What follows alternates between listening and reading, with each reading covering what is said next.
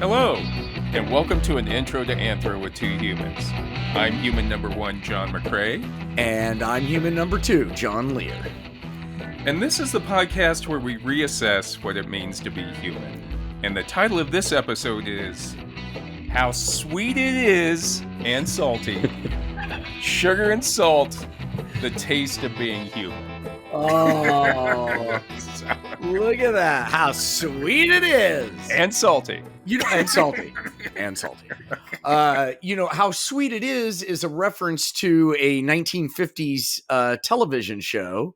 Right. Called, oh, Jesus, why can't I think? The Jackie Gleason show? Jackie Gleason show, yeah. I think. Yes. Was it The Honeymooners? Did he do The it? Honeymooners, that's it. Honeymooners. How sweet it is. Now, that's, that's a deep cut. You're going back in time. Yeah. And you've had a few, I can't remember them now, but you've had a couple that are going back in time. Like you're coming out, you're reaching back into the history.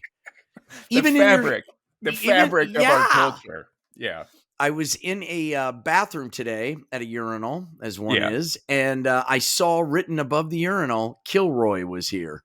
Really? Which is also a very old, I think it's from the 30s or 40s, maybe? Yeah. I think it was during World War I or World War II that became a big joke to put the Kilroy was here, just to think he was. We talked about it in one of our episodes, I think, right? I thought of you immediately.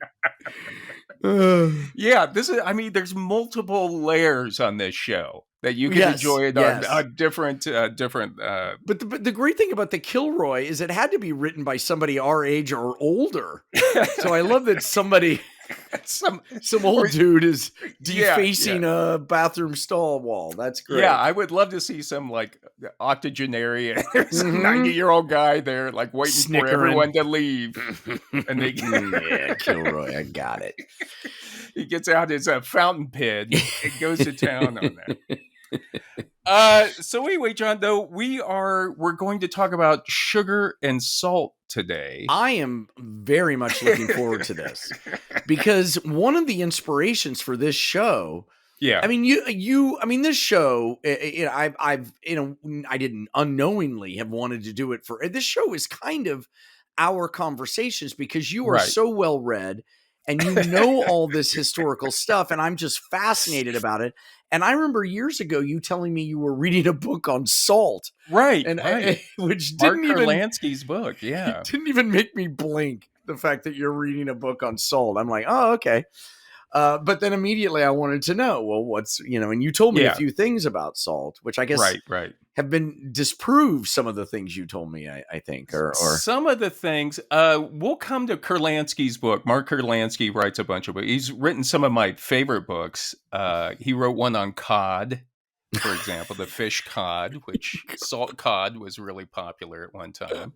He also wrote The Basque History of the World, which is about the Basque. Ooh, well, the Basque were big cod fishermen too, weren't they? Right. Yeah, exactly. So there you go. He just broke it into two books to make a little extra coin.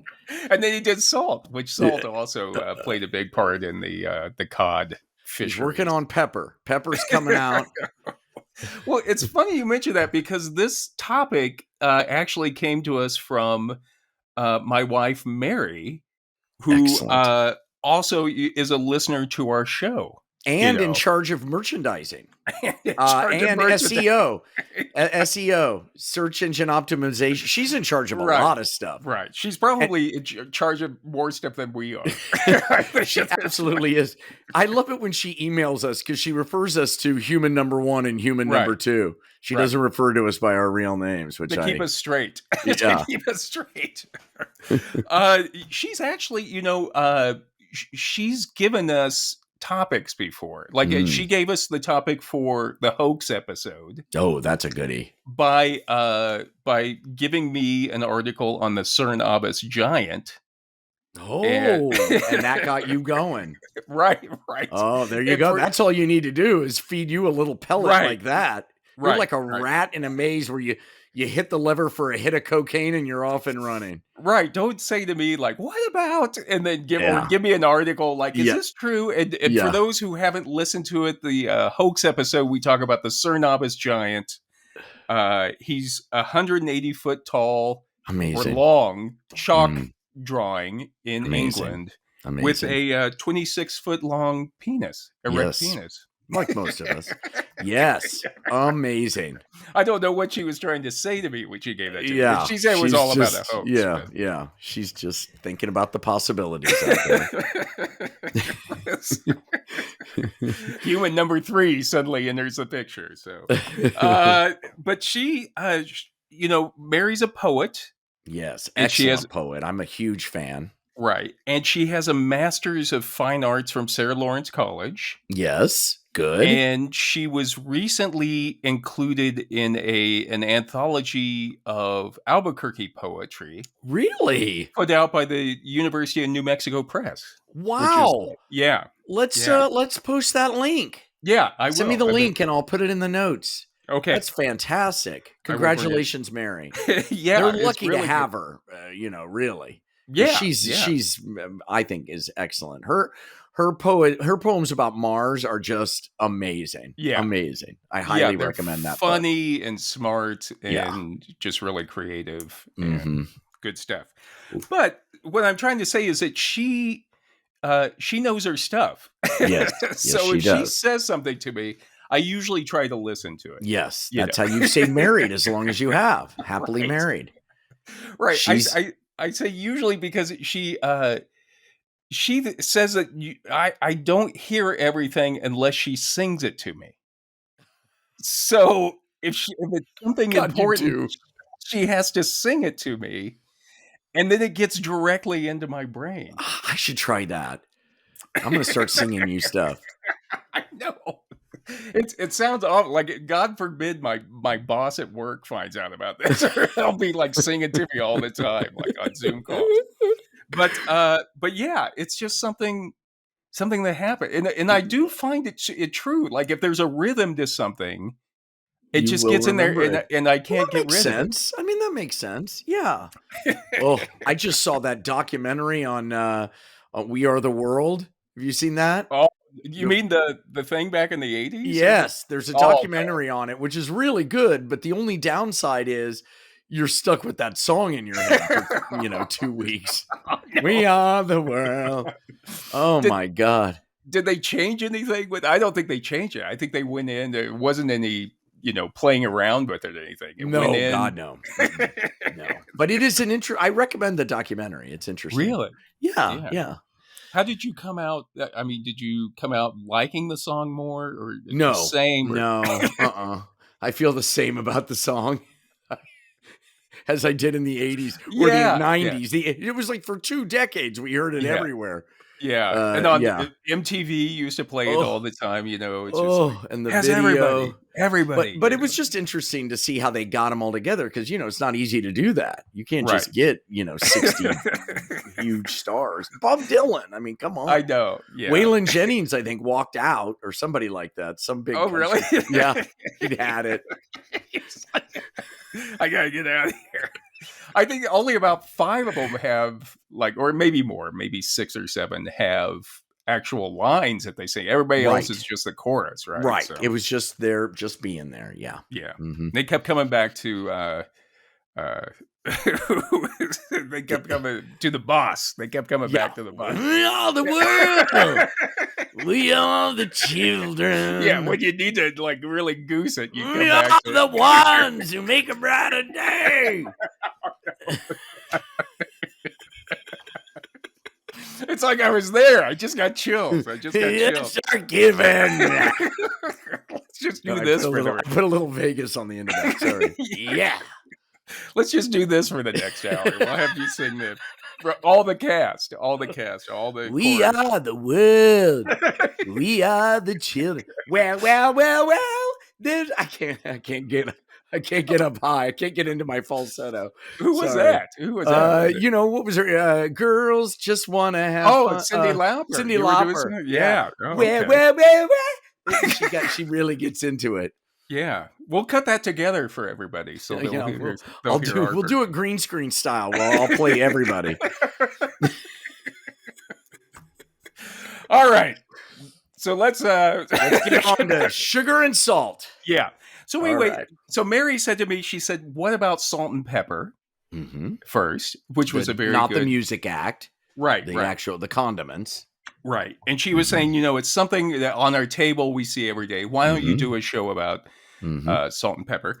And then she said, she thought a little bit, and then she said, better yet, why don't you do salt and sugar? Because there'll probably be more about sugar. Yes, yeah, I agree. Yeah, and I agree as well, because although pepper is important, I think I don't think pepper's had as big of a impact on us. I feel bad for Pepper because it's there.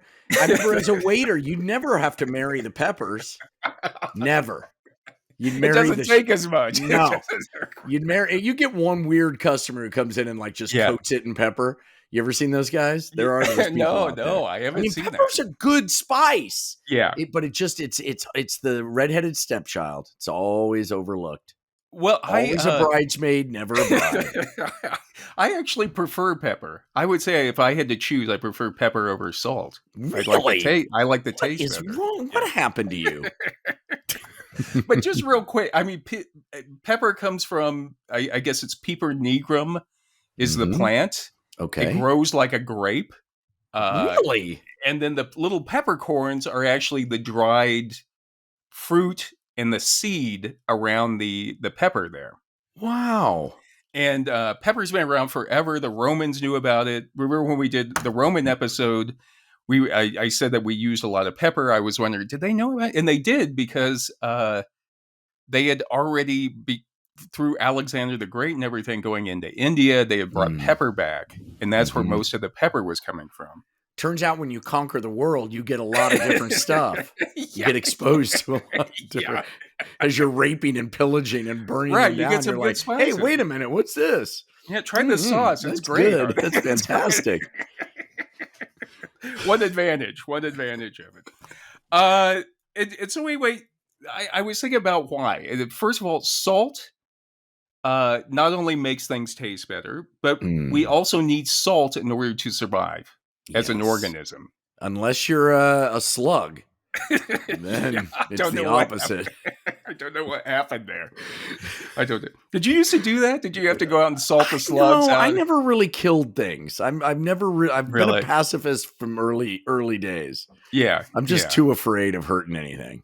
I used to, during the summers, you'd go outside in Kansas and there'd be slugs everywhere, and their little trail behind them. And for some reason, my mom or somebody would send me out with salt to go. Oh, because they're bad for the garden, I think. Maybe they that's do what something it was. for the garden. Yeah. Well, that's fine. But you do that, then you got to clean up that thing. Yeah. I mean, it's awful. And then also sugar is important because it's changed not only how we eat, our diet, our economies, our health, and entire societies. And I'm not talking about, the sugar plantations and slavery back in the 1600s and 1700s. Right. But also sugar went from being a luxury item that only the rich could afford, like back in the 1700s, to it became something that the poor depended on to get their calories. Oh God. And then now it's in almost everything we consume. Has sugar in it. Yep. Everything. And you always hear and I don't know if this is true or not, but everybody always says, if sugar came out now, the FDA would classify it as a drug or something. Did you hear that a lot? I hear that all the time. I'm like, really? Who do you hear that from? Like ex-addicts, probably. Yeah. Because I'll admit, I tried to stop sugar one time. Oh, I remember that. Those were tough days to be around. Yeah. But first of all, you can't eat anything hardly because sugar's in everything. Yeah. Sugar's in everything. Everything. And after about a month, it was like something blew in my head. Something just popped off, like a gasket popped off. And I could hear a hose running. You lost a lot of weight because you gave up bread at the same time, didn't you? Or something. Right. It was something like that. Yeah. Oh my God. You were lean. Yeah. I mean, you're always in good physical. You're a good physical specimen. But take your shirt off for the people watching. No. Come on. I'll post it. I'll post it later on the adults only intro to Anthro. Was it fans only? Only fans. Only fans. God, we need to get on that. We need to get on that. Yeah, that's where you get the real stuff. Yeah, that's where there you we get go. The real. Yeah, that's where you get the real salt and sugar. Imagine us doing this podcast right now. Totally naked. Oh, Jesus. Well, my pants are usually off. Of course, John, I mean, getting back to work here. Yes. Salty and sweet are 2 of the 5 tastes that we have. Yeah. Bitter. Bitter's one? Is that one? Right. Yeah, that's bitter, one. Bitter, salt, sweet, tangy. Well, no. Close. Keep going. Really? Keep going. Yeah. What else is tangy? Orange chicken? Orange chicken? Yeah. Yeah. What else is it? Citrus. What is citrus, though? What is citrus? Fruit. Fruity. Fruit is, and it's a sour. It's sour. So that's the 4. You got them. You nailed them. That's what comes from taking notes, everybody. There's one other flavor when you have to swallow your pride. Yeah, that one's a combination. Ooh, that's a tough bitter, salty, sour, and bilious. Yeah. No, the last one is umami. And umami is the savory flavor. Oh, yum. Yeah. Mm. And that's what salt's not umami, or salt falls into umami? No, there used to be 4: salty, sweet, bitter, and sour. And then not too long ago, they added umami. What's that? Like horseradishy kind of? No, it's savory. What's savory? I always thought savory was salt. I would say like mushrooms, kind of an earthy, kind of savory. Jesus. Yeah, or Japanese like miso soup. Oh, I like miso. Okay. Now you love I like mushrooms too. Yeah. As long as you have a good old jug of ranch dressing, I'll be fine. Do you eat them with raw mushrooms? Oh yeah, I like raw mushrooms dipped in ranch, ranch. I mean, Hidden Valley Ranch. You dip a piece of poo in Hidden Valley Ranch and you can eat it. I mean, let's face it. I was just thinking about our podcast recently. I read something this week where in Missouri, people were apparently they go out looking for mushrooms in Missouri, and every time they do, they find human remains. Jesus, come across some body, which reminded me of our forensic anthropology episode. God, I love how you're like, you're adding little Easter eggs here, sending people back. That's great. Yeah, stitching it all together. If you good, I love it. I love it. And to show how important taste is to humans, it's how we interpret the world. We use taste terms to describe people and things in addition to just food. For example, we'll say that somebody is bitter, where he has a bitter expression. Yeah. It's a bitter pill to swallow. Mm-hmm. She had a sour look on her face. Sourpuss. Yeah, sourpuss. That's a good one. Or some unsavory characters came into the bar last night. Man, unsavory. Not mushroom. Yeah, not unsavory. Unsavory. You don't say this. He's really savory. Yeah, they were savory's savory. Tasty, I guess. Yeah, and unsavory is like no, that's wrong. Bad. Yeah, and these are all taste terms. But when it comes, especially to salty and sweet terms, the list is endless. And the way we use them has much more emotional weight than the other tastes, I think. So we say things like, he's worth his salt. Oh, yeah. Yeah. I like that. Or she's salt of the earth. Salt of the earth. Dependable, genuine, unpretentious. Pillars of salt. God turned everybody into pillars of salt. If you looked back, forget about it. Would you have looked back? Yeah, I would have looked back. I couldn't. I can't help it. I was just in doing a thing at a steel plant. We were shooting this thing, and somebody was welding, and I could tell they were welding, and still I just went right over and looked at it. I just turned my head and looked right at it. Did you get the ghost shadows of the flame? For a minute it went away, thankfully. But god damn, I'm such an idiot. You can't help it. I can't stop it. Welding is so fascinating. if you see somebody welding, you have to go over there. Whether you can't not do it. Don't look. Well, there I just did it. God damn it! Just burn my eyes. Burn my eyes. You mentioned the Bible, but in the book of Matthew, Jesus actually said to the disciples, "You are salt of the earth." That's where it comes from. Yeah, and he was meaning it in a good way because salt used to be what was used to preserve things. Yeah, back in the old days. So he's saying, you're the preservatives of what's good in the world. Wow, so, I like that. Yeah. So see, I go Old Testament, you go New. I know. That's why we work. We cover it. We cover it all. Yeah. We got it all. We got it. We got it. We'll get some Budhos in here. We'll try to make some jokes out of that too.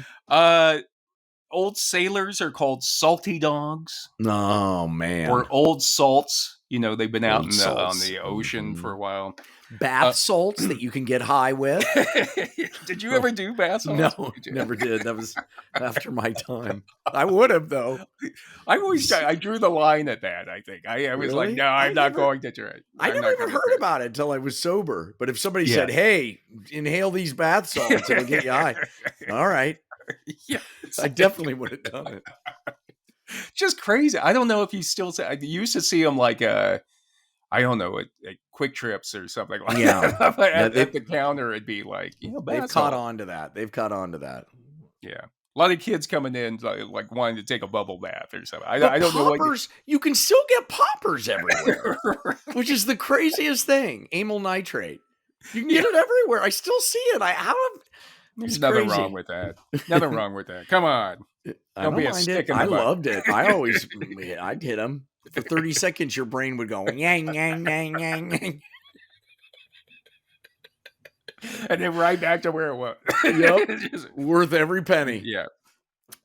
There's also a bluegrass song called The Salty Dog Blues. Oh, I like that. Famously done by Lester Flatt and Earl Scruggs.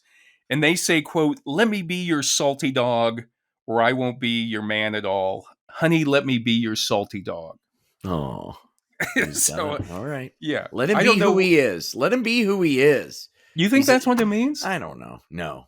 I mean, but all I can think about is Beverly Hillbillies because they put those two on Beverly Hillbillies. I know they did. And I think they made them cousins of Jethro's or something. Did they really? Yeah, I think so. Yeah. I used to love that show because they would go back and forth between shows a lot. Remember, they go over to Petticoat Junction and then they come back. Green Acres, they would cross over everything. Yeah, so true. But I don't know what salty dog means in that one. But if it's like any other old blues song, it's probably something really dirty. Yeah, let me go out and have sex with anybody I want. Come on, baby. You're a salty dog. Come on. Yeah.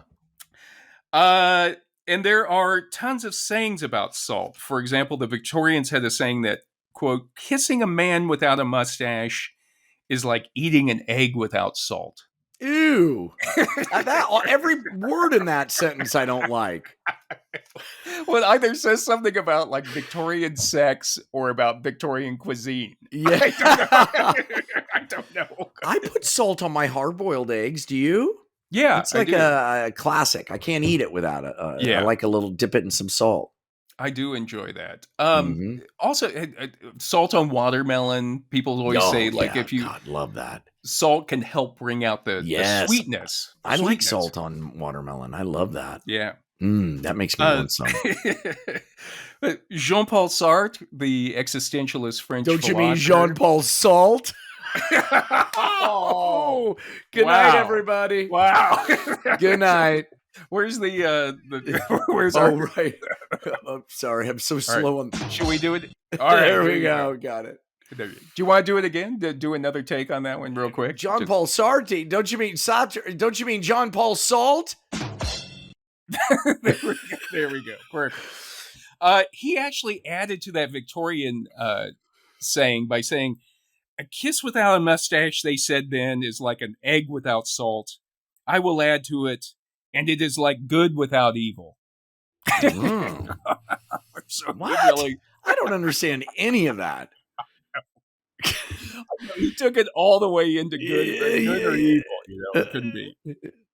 I don't even understand any of that.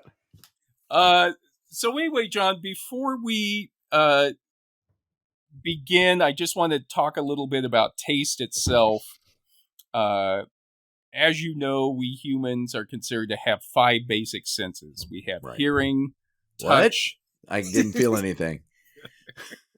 We have hearing, touch, smell. I'm not.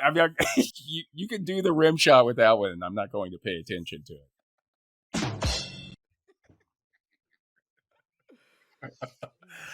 it. We have hearing, touch, sense, smell, sing, and taste. And there's some debate. Emotion now. Yeah. There's some debate over all the senses we have, and we'll save that. But but the thing is, they say in the article "Human Biology of Taste," Stephen Gravina, Gregory Yep, and Mahmoud Khan say that human taste can be still distilled down to the basic 5 taste qualities of sweet, sour, bitter, salty, and umami, or savory, which we mentioned already. Yeah. And umami, it was been around. People have known about it since 1908.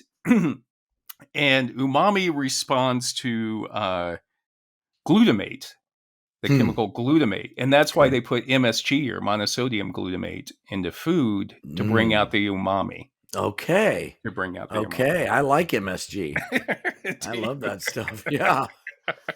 I always wonder what would happen if you just ate the MSG. Now, I don't know. On its own, you could snort it. We could get some. What was that in National Lampoon's Vacation? Was it the Randy Quaid character? Remember, he was like, yes, you know, they call this hamburger helper, but I think it does pretty good on its own. You know, so maybe that's what MSG. Why does it need to be added to anything? And then they continue that although the sense of taste has been viewed as a nutrition quality control mechanism, the human experience of ingesting food is the interaction of all 5 senses. Oh, wow. Okay. So we have the sights, sounds, and smells of food prepare the body for the next meal. Hormone levels rise, the stomach rumbles, and saliva starts to flow before a bite of food is taken. No, I'm getting hungry. Are you? I'm getting hungry. So the idea, as the food is placed in the mouth, taste, temperature, and touch receptors screen for quality and intensity, stimulating the appropriate saliva in preparation for chewing and swallowing, or in the case of unpalatable or toxic materials, expectorating, retching, or vomiting. Oh, if you've ever had any bad sushi, you know what I'm talking about right there. No, that sounds awful. That's the worst. Yeah. Anybody who's had food poisoning of any kind. Yeah. That you can never go back to that food. Right. It's tough. Right. So in other words, they say pleasant tastes like umami or savory, sweet or salty indicate to us the nutrient value of the food.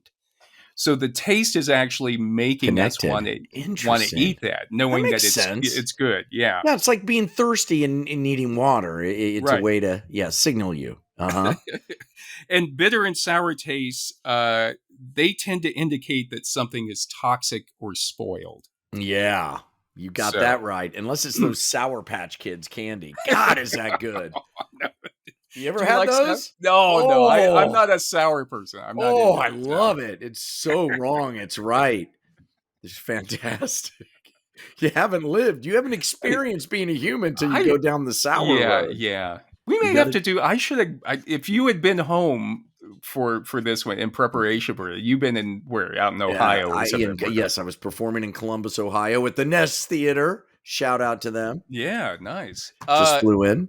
But if you had been back, maybe I would have sent out some of these things for us to try it. We could have tried some umami or something like that. Well, there's a game also you can play with. What are those jelly beans that Reagan liked? The Jelly Bellies? Yes. There's a game where they give you the worst kind. Like one's taste of diapers, one's cat food. Like it's Booger. Yes. I've played that game with my daughter. It's horrific and fun as hell. They should do like gasoline or something. They've got some that are just like, oh my God. The diaper one was really tough.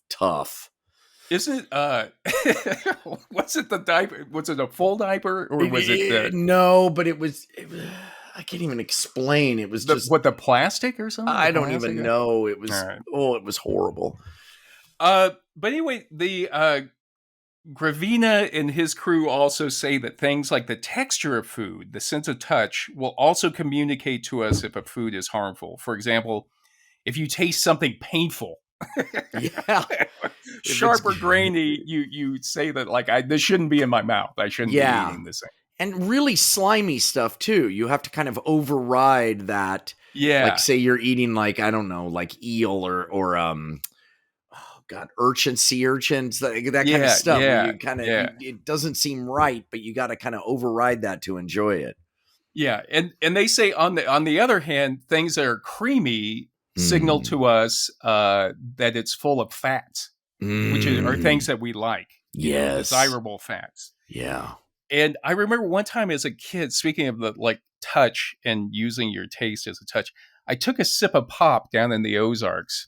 And it was during summer, and I remember thinking there was something was in there. I was rolling it around on my tongue. I knew where this was going. Oh God. What was it? And then I realized it was moving, and God. It was a bee. Oh, did it sting you? Yeah, it was right when I had been rolling it around like, what is that? It felt like a piece of paper. So I was like, oh, there's no label. And then right when I realized it was a bee, that's when it stung me. Oh, that's horrible. My wife was drinking a bottle of water, but it was to her left. We were at a camp out. It was to her left, and to her right, one of the kids was collecting tadpoles in a bottle of water. And she took a big old hit off of the tadpole. Did she get one? Oh, yeah. She got a few. Oh, really? Oh, yeah. What'd she do? It was screaming. It was amazing. Over the top. It was incredible. Did you have to come home? No. We continued on. It was camping, man. We had to rough it. Yeah. That's what they did in the old days. Yeah, that's what they did back in the day. Gravina, Yep, and Khan say that all of these sensations are transmitted via cranial nerves to the central nervous system, where olfactory input and past experiences merge to give an emotional, sensory, and physiological response to the taste. Mm-hmm. And I think, again, if you think about it, our taste is really a combination of all of our senses. Yeah. As well as our past memories and emotional associations that we have with certain foods. Everything's connected. Well, it's like, that old, you blindfold somebody and close their nose and they can't tell the difference between a pear slice and an apple slice or something like that. First of all, I wonder who would ever let anybody do that to them. I don't know. Like, I don't trust anybody enough to let them. Like, we're going to put something in your mouth and we're going to blindfold you, hold your nose, and put something in your mouth. What about your wife? That's kind of sexy. It's like 9.5 weeks. I don't know. Yeah, let her do it. Be something awful. It'd probably be something awful. It's tadpoles. I found them out there. I found a slug out in the backyard. You wouldn't be able to relax and just enjoy it. I know. I'd be like, I don't. You'd have Kim Basinger. You'd be Mickey Rourke. Kim Basinger is trying to put a pear in your mouth, and you'd be like, I can't. I just can't. Keep pushing her hand away. Like, what are you doing? What are you doing? Stop it. I want to take this off. She'd be mad, starting the music again. Why can't I just have it? Why can't I have my eyes open doing it? What's it? In her book, Salt, Fat, Acid, Heat. Have you ever seen that? That book was very popular. No. Mastering the Elements of Good Cooking, Samin Nasrat says, flavor lies at the intersection of taste, aroma, and sensory elements, including texture, sound appearance, and temperature. And I think, because it gets into its past experiences too. And I think that's a reason why, if you get sick off of a food and end up throwing up, chances are you never forget that. You never want to have that food again. You can never go back. That's true. Yeah. I one time my my mom made my brother and I liver and onions. Oh, and it was bad liver? No, it was the liver was okay, I guess. But then my brother took me to the Royals game. Oh no! And in the middle of the game, I just had to throw up that liver. Oh God! And then you were fine and had a hot dog and you enjoyed the game. Well, I don't know. After that. I mean, I always associate liver and onions with the Royal. Amazingly, I don't want to eat liver and onions, and I don't want to watch baseball anymore. They both. Wow, that's some bad liver. I know. Man. I know. But it's like take that of America's I smell pastime. liver now, and I hear the music. Like. I had that. God damn it! I had that sound effect. I could have just hit it right there, but somehow I erased it from our. Did you really? I can't find it. Did you change your credit card on the site? Maybe that's it. We don't get. They're using the old credit card. Your bank card. They're using your bank card. Once they start using the prepaid bank card, then you don't get all those. So anyway, John, we will start our discussion. I mean, we've been discussing, but we will talk about salt. And just to get some background information on salt, chemically, table salt is sodium chloride. And Samin Nosrat again says one of sodium chloride or salt is one of several dozen essential nutrients without which we cannot survive. So wow, yeah, all right. And she says the human body can't store much salt, so we need to consume it regularly to carry out our basic biological processes. Well, and now it's got iodine in it to keep us from getting goiters. Oh yeah. Yeah. Mm-hmm. So we need our salt. I think there was a time when people used to have goiters. They were common. Yeah. You don't see a lot. No, you don't. As a kid, I remember seeing them. Yeah, me too. Yeah. Me too. Growing up, you'd see them around town. Yeah. People with goiters. And then in the article, Sodium Intake and Health, Andrew Mente, Martin O'Donnell, and Salim Youssef say the importance of sodium to human physiology suggests that its relationship with health is likely to have a sweet spot, meaning too little or too much is expected to have adverse health consequences. Well, that's true with everything. Yeah, they got a grant for it. They got a grant. They got a grant. Wow. I mean, what isn't that way?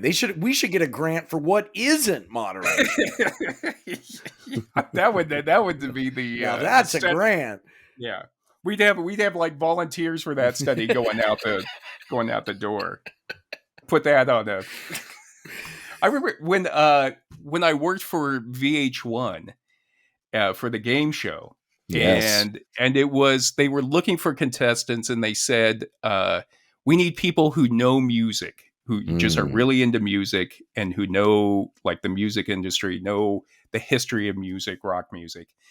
And I remember coming in one day, and it was all people that looked exactly the same. They were all like middle-aged guys with concert T-shirts on. I was going to say, what I mean? Who work at comic book stores or something. Work at record stores. When you said that, the first thing that came to my mind was, God, I hate those people that know everything about music. Yeah. Oh. But they, and then after that, we realized, the producers were like, look, you got let's dumb it down and get some. Yeah. Enough with trying to be like a real music story. Just get some hotties in here. Yeah. Right. But anyway, those guys all won. Every episode, they won the game show. Yeah, of course. They knew every single thing. We're going to play one note. It's the Beatles, Strawberry Fields. God, yes. One note. Bing. Strawberry Fields forever. It was. And then they go on further. And did you know that Strawberry Fields was a patch of grass that was near? And George Martin, when he was engineering this, he decided to. So anyway, they say that sodium is tightly regulated by many processes: renal, biochemical, endocrine, immune, and neural, to maintain blood sodium within a normal range, or that sweet spot. Okay. So that's what our body is trying to do. We're pumping it in and pumping it out just to get the right pH or whatever. Right. Well, Marc Kurlansky, in his book Salt, which we mentioned Kurlansky. Here we go. He says that, if you think about semen and urine. Oh, boy. Yeah. I don't want to along think about with that blood. right now. Jesus, blood? Where's Kurlansky taking us? Well, semen and urine. Okay. I keep like this because I get and you point at me when you do it. So really, I know you. Semen and urine, along with blood, tears, sweat, and almost every other part of the human body, contains salt, which is a necessary component in the functioning of cells. Without both water and salt, cells could not get nourishment and would die of dehydration. All right. Okay. So I guess in other words, I know it's true for semen and salt and urine. I know it's urine. But the thing is, we need it. We need it. We need to have it. It not only tastes good, but we actually need salt, I guess. I understand.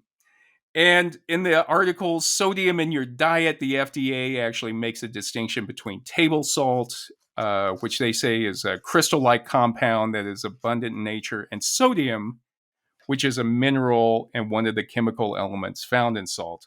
And most dietary sodium, they say, over 70%, comes from packaged and prepared foods. Yeah, for sure. Yeah.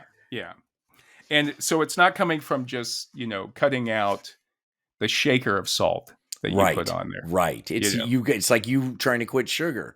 It ain't going to happen. Right. It just ain't going to happen. Right. Yeah. No, you still, I know people who, like, before they even taste the thing, it's like, give me the salt. Yes. Give me the salt. Yes. Yeah. Or that pink salt. You know that, what do they call that? That Himalayan or something? I love it. Give it to me. Can you tell I mean, that's the thing. People can tell a difference in the different flavors. I doubt I can. I really doubt it. I just see it as like cocaine. Back in the days when I did cocaine, the pink cocaine was the pure. So I was just thinking, I'm thinking the same thing. Give it to me. How do you do you eat it, or what do you do with the salt? Snort it. Oh, the salt, I just lick it. Okay. Give myself a numbie. Yeah. Put it in the tip of a cigarette. You're fine. You're kicked. You're clean. Go out in the world. You'll be fine. The FDA says that 40% of the sodium consumed by Americans comes from deli meats, pizza, burritos and tacos, snacks like chips and popcorn, burgers. So all the good stuff. All of that. I eat that. That's kind of my diet. That's really everything I eat. Yeah. God, tacos and burritos. I love that I had to mention them both. Yeah. Not tostadas, though. Those are fine. The loophole. You found the loophole there. John, I have to ask at this point, do you have a salt tooth or a sweet tooth? How would you describe yourself? I'm more sweet. Are you? Yeah. I need me some chocolate, Yeah. But I enjoy both. I gotta say, now that I say that, I enjoy me a salt too. I don't know. If you had to binge, which one do you think you would binge first? Like if you, I think I would. I'm just imagining the trillion times I've eaten a bag full of Lays. It's so satisfying. Yeah. God, right now, I just want it. Is it making you want to talk about all this? Oh, yeah. I haven't eaten. I just got off the plane. I'm sitting here. My stomach's going crazy. Mary and I both, she's like a salt tooth. Like she loves chips and salsa. Yeah, I do too. Yeah. And I'm a sweet tooth. Like I got to watch my sweet tooth because my sweet tooth can get away from me. That's why I'm the perfect threesome for you two. Right, because I can go either way. You're umami. Yeah, I can snuggle right down between you two and we'd be fine. I would, we always laugh about because we never have an argument about who ate the last snack because we don't. They should put that on like compatibility surveys. That's a great idea. Yeah. Finally, something on one of those dating sites that means something. Yeah, it's not to see what you have in common. When it comes to snacks, you want to be bipolar opposites. Yeah. Opposite sides of the kitchen. Mente, O'Donnell, and Youssef say that it's been theorized that Paleolithic humans consumed about 1 gram of sodium a day. Wow. And then what do we do? 4 grams. 4 grams. My God. At least, I would say. We're so bad and wrong. And just from an anthropological standpoint, they say salt was instrumental in the transition from hunter-gatherer to settled communities, as it allowed the preservation of perishable food during the winter. Right. That makes that's the whole ticket, isn't it? Yeah. Because if you don't have to hunt every day, you don't have to keep moving. Right. And there you couldn't do that. I mean, if you could preserve your food, you could stay in one place over the winter. You wouldn't have to keep walking. They're like, oh, Jesus, we got to... Some guy figured out, if I pour these weird crystals I found on my meat, it's going to stay good. It's going to taste crazy, but it'll stay good. It'll feed me. How did that happen? I know. And then they say, we had talked about before about salt becoming an early trading commodity and the word salary being from the Latin salarium. Mm-hmm. And originally it was a monthly allowance to Roman soldiers to purchase salt, indicating its importance to society. And I think I remember growing up where people used to always say, oh, well, the Romans paid their soldiers in salt. Right. And now I've come across some, recent academics saying, they didn't really, we don't think they did that. But this makes sense that they would give them like an allowance, a stipend to go out and get salt. Right. It's like, in World War II, they would give them chocolate and cigarettes and coffee. Just to... But the Romans, when you're just marching around, like you had to have salt or else you're cramping up. Right. They would just force it. Yeah. Yeah. And then in an article, or let me say, Gandhi, let's go back there. We'll go to this first. Gandhi actually said, next to water and air, salt is perhaps the most vital to health. Really? Well, but he wasn't. I mean, you look at Gandhi.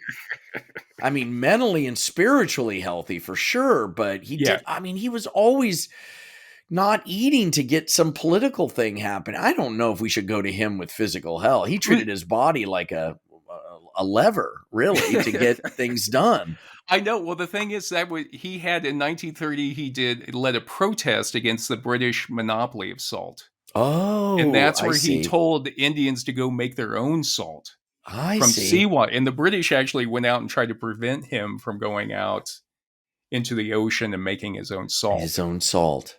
Yeah, because that's what he was saying, how important it was and how unfair it was that the British had a monopoly over something. I knew it was something like that. He was... And so where does our salt come from, John? Nosrat says, all salt comes from the ocean, be it the Atlantic or a long-forgotten sea. Yeah, that's cool.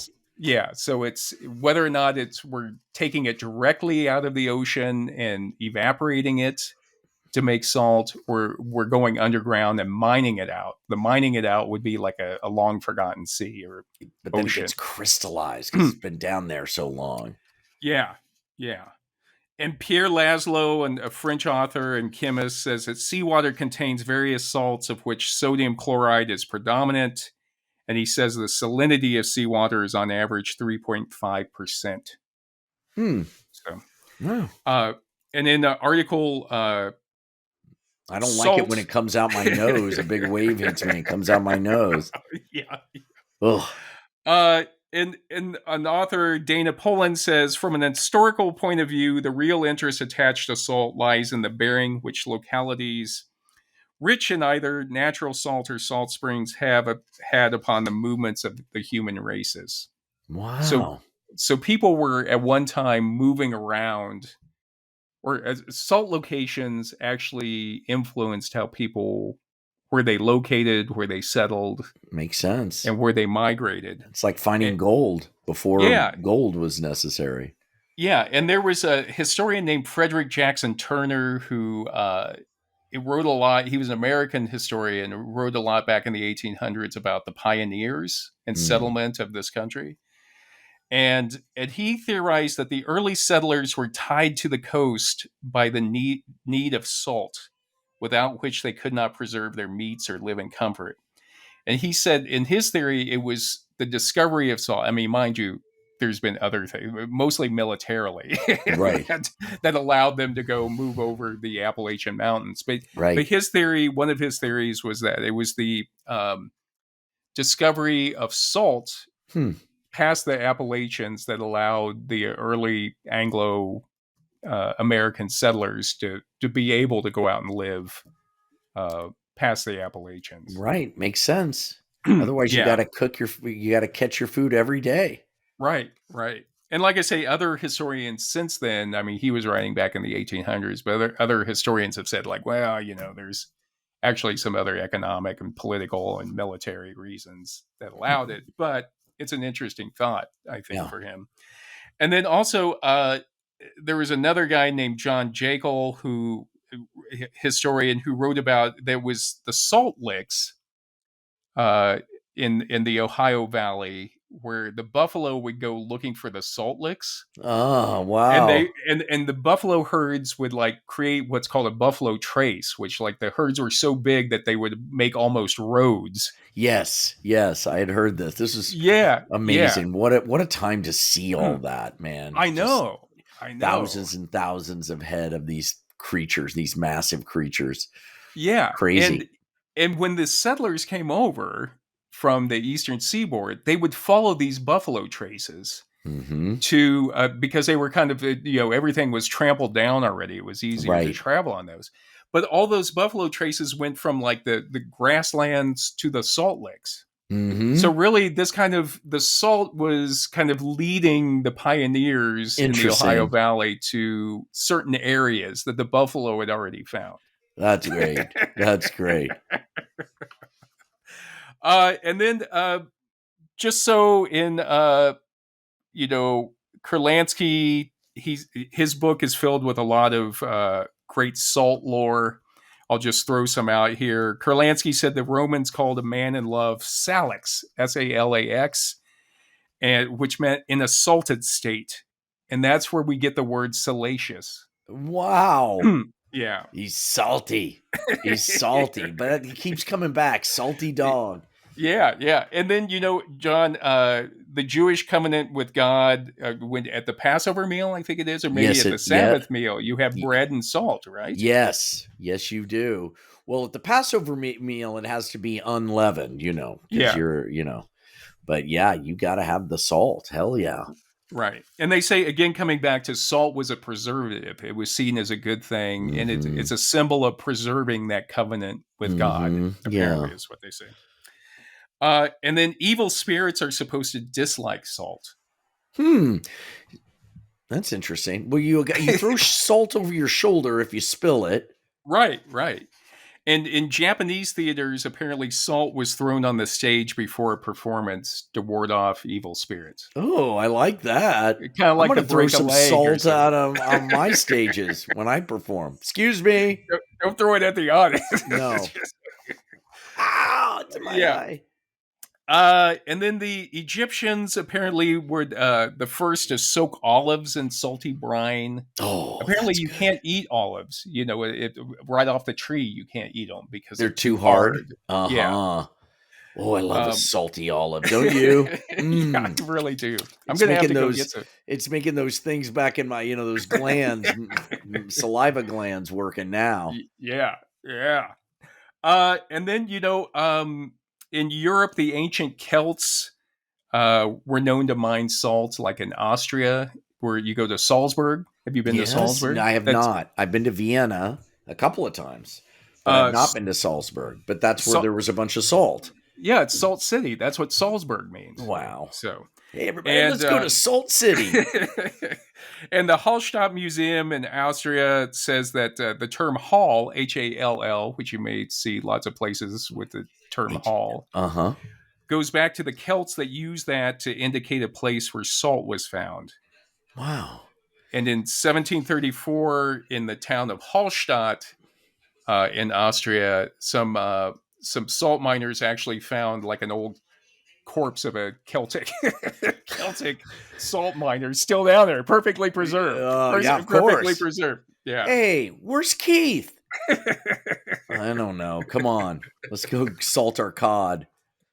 Okay. And then apparently salt was such a commodity in the Renaissance time that kings would have like an enormous salt cellar or a salt holder. Wow. To kind of show their, their wealth. And also it was supposed to be the symbol of the health and preservation. Again, coming back to salt being a symbol of preserving something. Yes. Wow. So they just have a big old salt closet, huh? Yeah. Yeah. Or, I mean, they would have it on the table with them. It'd be really ornate. I see. Oh, yeah. Like, look how much salt I have. Yeah. Like I can just pick, you weren't supposed to touch it with it. It was supposed to be rude to touch it with your fingers. So you would use your knife to pick up some salt. Oh, it's just like cocaine back in the 80s. Same thing. To grow a long pinky nail to salt your French fries. And then real quick, John, before we move on to sugar, corned beef was supposed to be the salted beef. Yeah. And the corns are actually talking about, the corn means some small bits, but those were supposed to be the grains of rock salt that were used. God, I love corned beef. Yeah, me too. And Kurlansky actually says corned beef and salt cod were part of the rations for the British Navy back in the 18th century. So interesting. I've gotten one step closer to coming up with your ideal meal that you wanted to have, which is like the naval. Yes. Yes, the naval. Yes.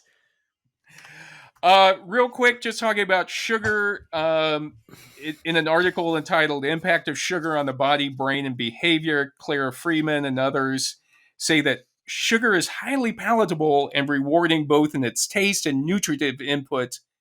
Excessive sugar consumption, however, may trigger neuroadaptations in the reward system and decouple eating behavior from caloric needs and leads to compulsive overeating. Oh, yeah. Anybody who's had a box of those peanut butter cups from Trader Joe's knows that. I was going to say like a mint with a Thin Mints from the Girl Scouts. Oh, yeah. It's like, I don't want dinner now. I don't feel good. I love that it completely messes with your reward system to the point where it decouples it from what you actually need. Yeah. You know what I mean? So it's somehow taught you that you could just keep eating sugar. Yeah. And there's nothing in there saying, okay, maybe you've had enough. Okay, maybe you had enough. Okay. Yeah. Not till it's empty. And then, of course, as we all know, excessive sugar intake in turn is associated with adverse health conditions like obesity, metabolic syndrome, and inflammatory disease. And the World Health Organization recommends reducing added sugar to less than 5% of daily caloric intake. Oh, man. Boring. Yawn. And in his book, Sweetness and Power, Sidney Mintz says that sugar or sucrose is an organic chemical of the carbohydrate family. And simple carbohydrates include monosaccharides like fructose and glucose, and disaccharides like sucrose and lactose. Mm-hmm. And so these sugars are handled by the body differently. Yeah. And what does that do? Well, Freeman and other researchers say that fructose allows overconsumption of calories by failing to activate the body's signals to stop eating, like we were just saying. God. Yeah. It's so evil. Yeah, yeah. God, is it good, though? Well, they also say that sugar or fat can strongly trigger the reward motivation and hedonic systems. And the hedonic system is, like, that's what makes you just think that it just tastes good. You're just eating something just to be eating it. Yeah. Oh, I love that feeling. I know. It's such a good feeling. Yeah. And they say that while evolutionarily this may have been advantageous. So at one point, prehistorically, it was a good way to get a lot of calories and get yourself, right. Yeah. Because you didn't know when you were going to get calories again. Hey, here's this fruit. Let's eat it as fast as we can because, Yeah. So just go bad. Just keep eating it. Just keep eating it. Just store it up. But now they say overeating becomes a liability in our current environment, which has no shortage of high caloric and processed foods. So we don't need to do that anymore. No. And then also, they say that sugar has been characterized by some as an addictive substance, which is what you're talking about. Yeah. You just keep going. Well, if it doesn't, if your body isn't telling you to stop, then isn't that a definition of addiction?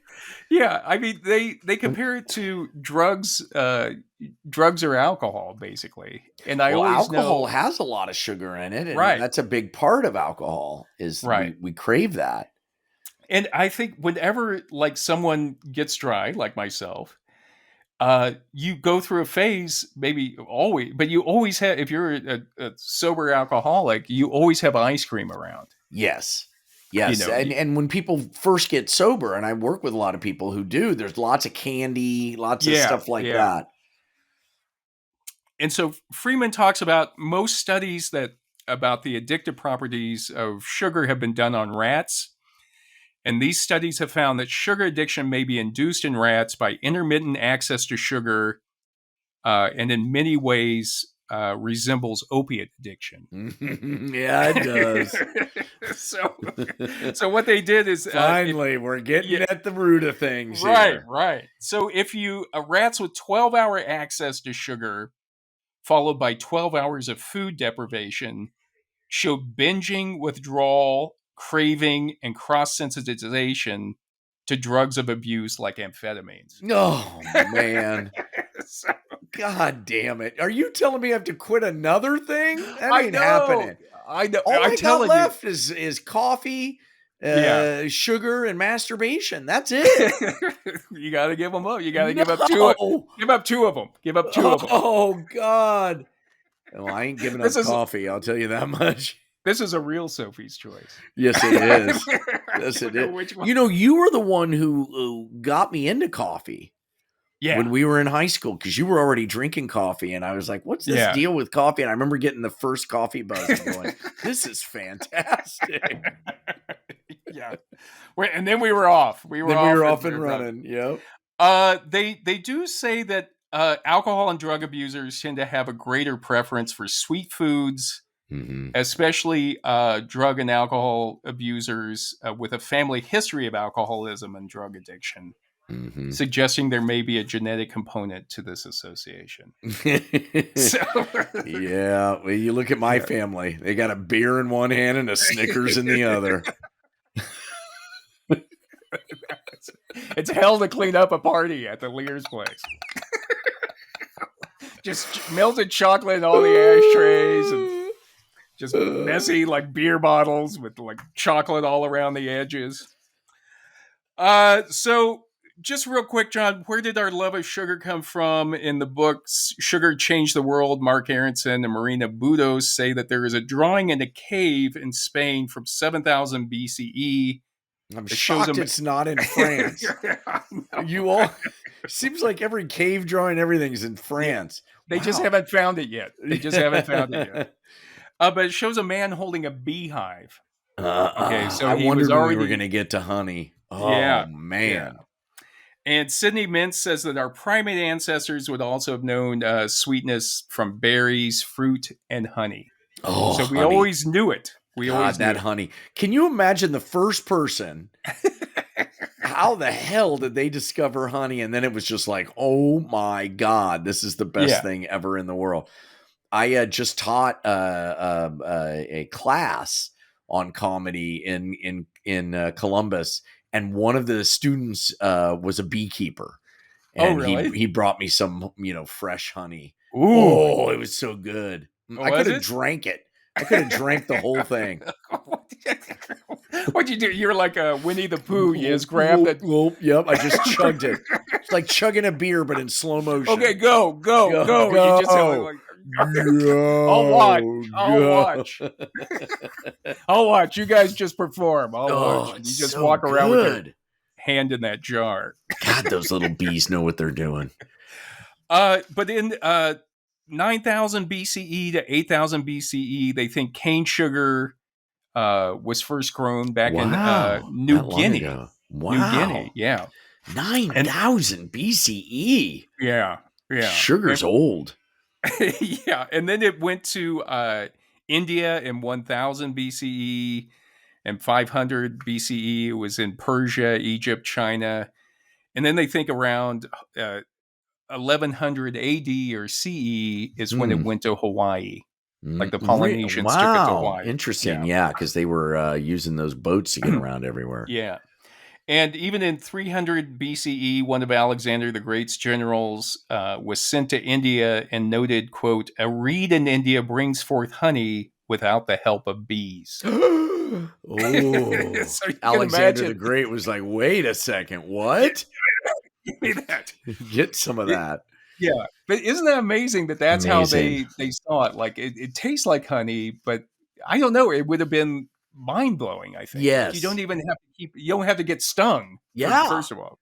But the thing is like, that's not the sugar we eat, you know, it's processed to it's like freebasing it, you know, like we cook it down and crystallize it. Yeah. And then we also, like, you have things like saccharin, which is, you know, like 100 times sweeter than regular sugar as well. God, I love that stuff. Aronson and Budhos say that sugar is different from honey in that obviously it's sweeter, but that sugar created a hunger, a need, which swept from one corner of the world to another. Oh, boy. It's the same story as somebody finding, you know, opium in poppies. You know, it's the same story. We need it, baby. Our big old brains. Look what our big old brains can do. Yeah.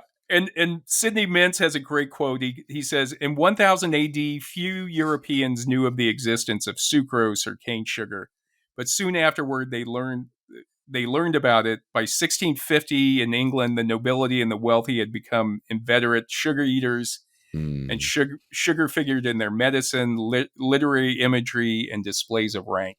Hell yeah. Yeah. Hell yeah. Sugar muffin. Sugar daddy. Yeah. Give me some sugar. Yeah. Give me some sugar. That's that blues, what's the old blues song? Sugar in My Pot or something. Yeah. Sugar in My Cup. Yeah. Which was Bessie Smith, I think, sang it. Sugar and then Nina Simone did a version of it. What does it mean? Again, it's like, it's a dirty blues song. I see. So, gotcha. Yeah. Put some sugar in my cup. You know, I think it says something like put hot dog in my buns or something. There something you go. Like I get that one. Even an idiot like me can put that together. Yeah.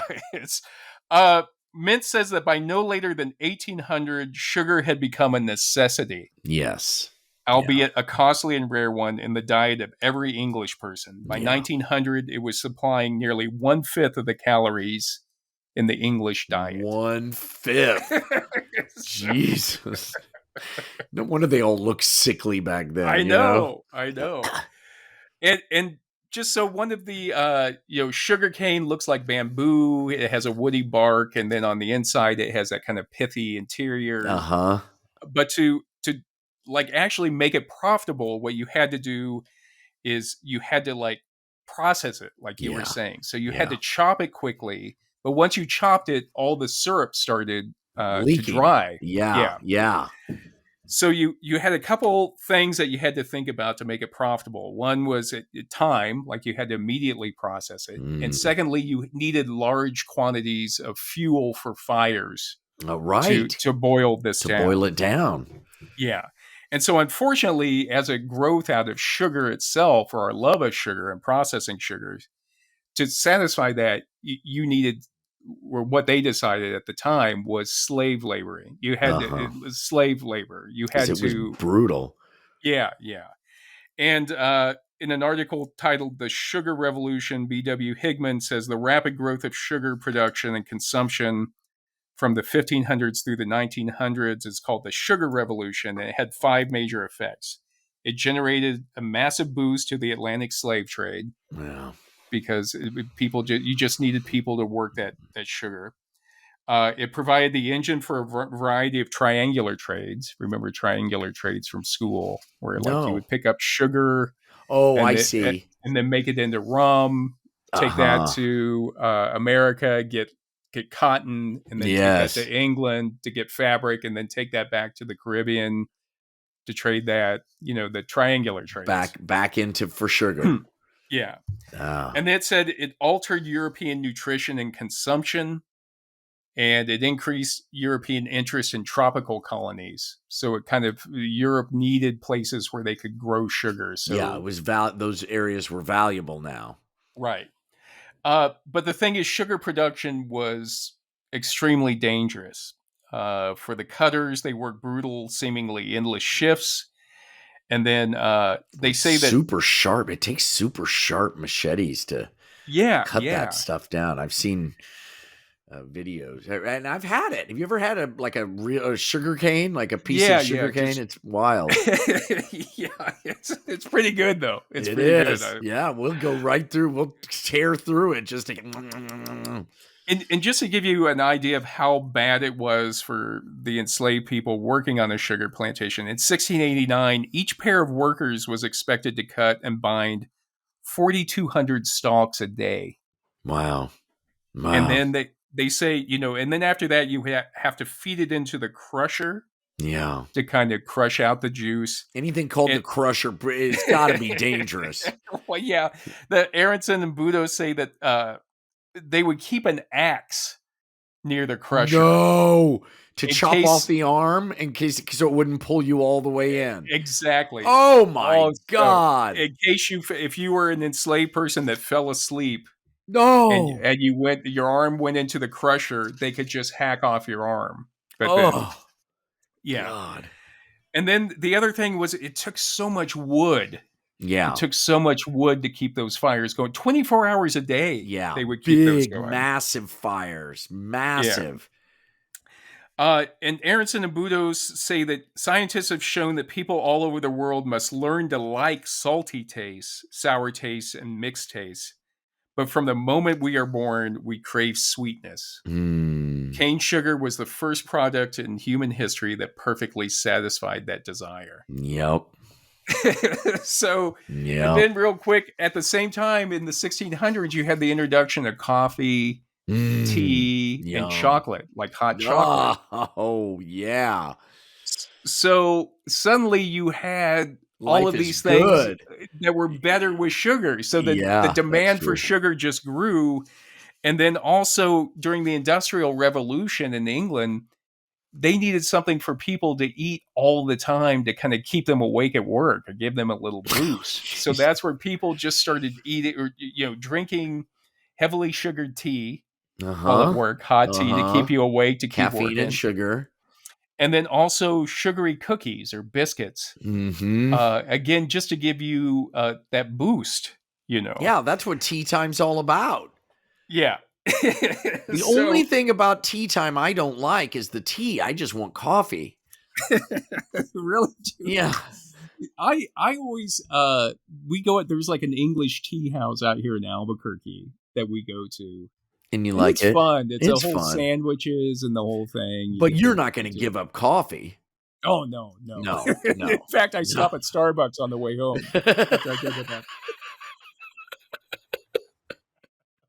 So, John, just the one final thought about it. On the one hand, Mint says, given that the working class diet was calorie short, meaning that it was hard to get in England during the 1800s. It was hard to give enough calories to people. And so the thing is, sugar was a way to give people the calories they needed to live. And so that's where suddenly you saw sugar going from a luxury item to suddenly poor people were eating sugar just to stay alive, just to get the necessary calories. Jesus, just to power their organs. Yeah, and just real quick, Budhos and Aronson say, if you consider all forms of sweeteners, for example, corn syrup, Americans today eat an average of 140 pounds of sweeteners a year. Whoa. Holy crap. Yeah.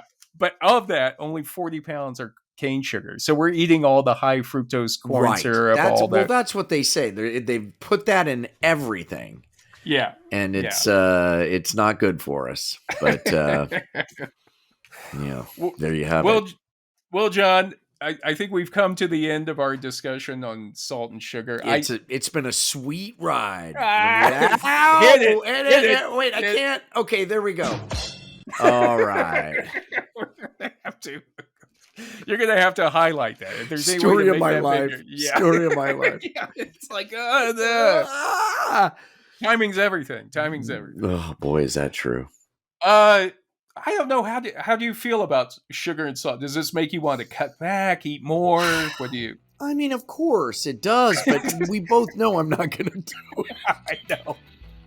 It's funny. I am trying to eat. I've cut back on bread and sugar. I love bread. Yeah, I love bread. God, it's so good. I think bread was a more important invention than the wheel. Don't you? Yeah, I think we could live without the wheel. We could drag shit around. If I had a choice between like pretzels, like a big salty pretzel, and having to carry extra shit around, or not being able to like go to the store as easily or something, I would take the big salty pretzel. Yeah, because you could eat the pretzels while you're walking. just load up with bread. That's what I say. I also, sometimes you just life sucks. Life really sucks, and sometimes you just need some salty food, or you need some sugar. Yeah, it's true. Yeah, it's true, and that's why. And that's why drugs and alcohol exist too, and tobacco and coffee and all those things. It's to distract us from how horrible this existence can be. It can be sweet, but it also can be salty. And, it's amazing. You just have some condiments on the table there to help you get through it. Yeah. Yeah. Oh. Well. Now I want a big gulp. I want a big gulp, and I want a bag of chips. I want to just eat a thing. I love vanilla bean ice cream, like really high quality vanilla bean. I don't know why, but I think it's because my dad used to make ice cream. Yeah. On a hand cranked ice cream thing, and he would make vanilla, and it was so good in the summer. And remember, you'd have to put rock salt around. Yeah, rock salt in that to make it. There you go. That's our show. There's our show right there. My dad. And for some reason, he'd make me sit on the thing. I guess it's because he needed weight to be able to crank it. So he'd make me sit on it. I remember that must have been a thing. I remember everybody, you'd have to take turns sitting on the ice cream maker. Yeah, because otherwise when you're cranking it, it would scoot around probably, And then you get it out, and you always have lots of family there, and all of it was gone like the first round. Oh, yeah. Yeah. You'd be like, now we got to wait another 3 hours making this stuff. Yeah, it's like when you barbecue a tri-tip. You're not going to have any for tomorrow. No. Maybe some gristle, but that's it. Yeah, you're not. No. All right, John. Well, this has been lovely. Oh, wonderful. Wonderful. Thank you for this. Once again, Professor McCray, you've taken me on a wild ride. Boy, this is human number 2 signing off. And this is human number 1. Thanks for listening, everyone. If you enjoyed this podcast and found it interesting, please tell a friend about it. And don't forget to send us any ideas or thoughts that you have for future episodes, and we will get to them. We're going to get to everything. We will. If we get to that one, or our was it fans only? Our fans only site, we'll get to that. We're expanding. Intro to Anthro is expanding. We better talk to Mary about that before we pull the trigger on fans only. Yeah, I'll talk to her. I'll work it out. Okay. She'll sing it to me. She'll sing it to you. All right. Thanks, everybody. We love you guys. Love ya. Bye.